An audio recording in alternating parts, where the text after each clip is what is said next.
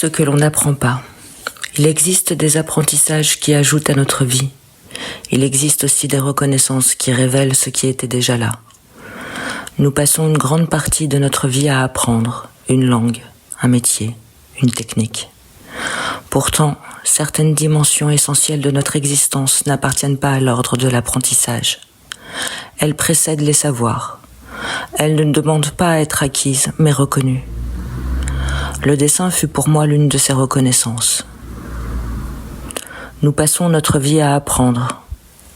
Nous apprenons à parler, à lire, à écrire, à compter, à comprendre. Nous finissons par croire que tout ce qui nous construit appartient à l'apprentissage. Je n'en suis pas certaine. Il existe des savoirs qui ne s'acquièrent pas. Ils attendent d'être reconnus. Avant que les mots n'organisent ma pensée, quelque chose organisait déjà ma présence.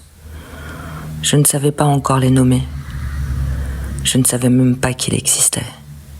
Pourtant, il était déjà à l'œuvre. On apprend une technique, on apprend une méthode, on apprend une discipline. Mais on n'apprend pas la manière dont le monde nous atteint. On ne choisit pas la forme selon laquelle une présence nous bouleverse. On ne décide pas du rythme avec lequel une lumière, un visage ou un silence continue de vivre en nous. Ces choses-là nous précèdent. Nous les découvrons parfois très tard. Je crois que nous nous trompons souvent sur ce qu'il signifie créer. Nous imaginons qu'il faut inventer. Il faut d'abord reconnaître. Reconnaître ce qui insistait déjà en silence. Reconnaître la forme qui, depuis toujours, cherchait à nous rejoindre. Le dessin n'est jamais entré dans ma vie comme un apprentissage.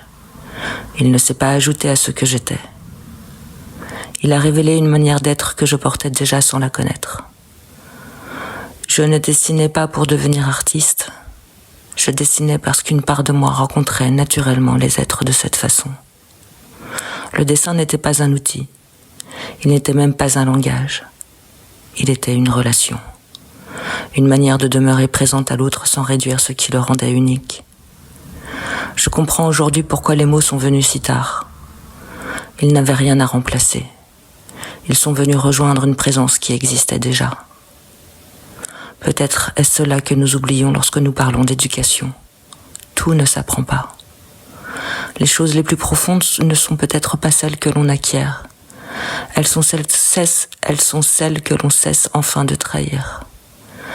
Créer ne consiste peut-être pas à devenir quelqu'un d'autre. Créer consiste à reconnaître, avec suffisamment de fidélité et de courage, ce qui nous habitait avant que le monde nous apprenne à nous en détourner.